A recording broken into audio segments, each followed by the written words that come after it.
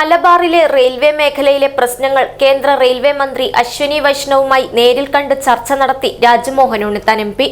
വിഷയത്തിൽ അടിയന്തര നടപടികൾ സ്വീകരിക്കുമെന്ന് മന്ത്രിയിൽ നിന്നും ഉറപ്പു ലഭിച്ചതായി രാജ്മോഹൻ ഉണ്ണിത്താൻ അറിയിച്ചു. ആഘോഷങ്ങൾ വലുതോ ചെറുതോ ആകട്ടെ, അതിന് സ്വർണ്ണ തിളക്കമേകാൻ ഗോൾഡ് കിങ് ഉണ്ട്. Gold king, the trust with quality. Main junction, Uppala.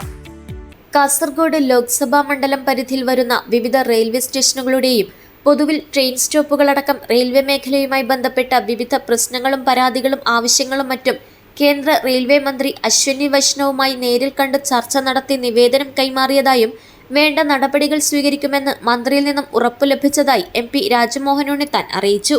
കോവിഡിന് അനുബന്ധമായി നിർത്തലാക്കിയ വിവിധ ട്രെയിനുകൾ ദുർബലമായ കാരണങ്ങൾ പറഞ്ഞ് പുനഃസ്ഥാപിക്കാതിരിക്കുന്ന കാര്യത്തിൽ പ്രത്യേകിച്ച് തെക്കോട്ടുള്ള നിസാമുദ്ദീൻ, എറണാകുളം, ലക്ഷദ്വീപ്, മംഗള എക്സ്പ്രസ് കാഞ്ഞങ്ങാട് റെയിൽവേ സ്റ്റേഷനിൽ നിർത്താത്തതും ചെറുവത്തൂരിൽ വെസ്റ്റ് കോസ്റ്റ് കണ്ണപുരത്ത് ഒരു ഭാഗത്തേക്ക് മാത്രം നിർത്തലാക്കിയതും 2018 നിർത്തലാക്കിയ ബൈന്ദൂർ മൂകാംബിക ട്രെയിൻ തുടങ്ങിയവ ഉടനടി പുനഃസ്ഥാപിക്കുക.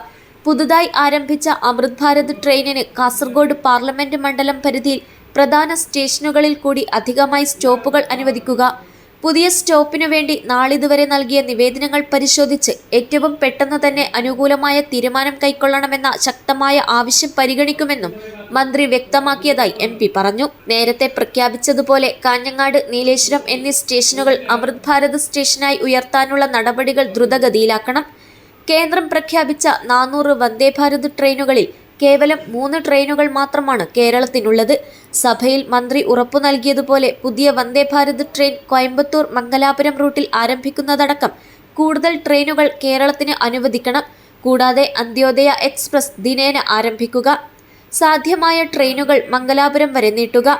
ഗോവ മംഗലാപുരം വന്ദേ ഭാരത് എക്സ്പ്രസ് നഷ്ടത്തിൽ ഓടിക്കൊണ്ടിരിക്കുന്നത് ഒഴിവാക്കാൻ കോഴിക്കോട് വരെയോ കണ്ണൂർ വരെയോ നീട്ടുക.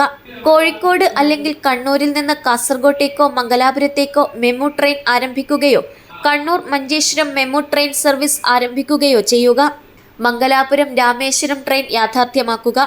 30 ഏക്കറിലധികം സ്ഥലമുള്ള കുമ്പള റെയിൽവേ സ്റ്റേഷൻ വികസിപ്പിച്ച് ടെർമിനൽ സ്റ്റേഷനാക്കുക. പ്രധാനമന്ത്രി പ്രവൃത്തി ഉദ്ഘാടനം ചെയ്ത റെയിൽവേ മേൽപ്പാലങ്ങൾ പ്രവൃത്തി പൂർത്തീകരിക്കുക.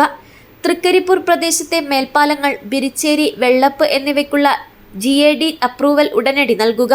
കാസർഗോഡ് മണ്ഡലത്തിലെ മിക്കവാറും എല്ലാ റെയിൽവേ സ്റ്റേഷനുകളിലും ആവശ്യത്തിന് മേൽക്കൂര ഷെൽട്ടറുകൾ ഇല്ലാത്തതിനാൽ മഴക്കാലത്തും ചൂടുകാലത്തും ട്രെയിൻ യാത്രക്കാർ ദുരിതത്തിലാകുന്നതിനും അറുതി വരുത്തണമെന്നും പ്രധാനമന്ത്രി കേരളത്തിൽ വന്നപ്പോൾ പ്രഖ്യാപിച്ച ഹൈസ്പീഡ് റെയിൽവേ ലൈൻ പ്രപ്പോസൽ പ്രകാരം കണ്ണൂരിന് ശേഷം കാസർഗോഡ് അല്ലെങ്കിൽ മംഗലാപുരം വരെയാക്കാൻ ആവശ്യമായ നടപടികൾ സ്വീകരിക്കണമെന്നും നിവേദനത്തിലൂടെ ആവശ്യപ്പെട്ടതായി എം പി പറഞ്ഞു.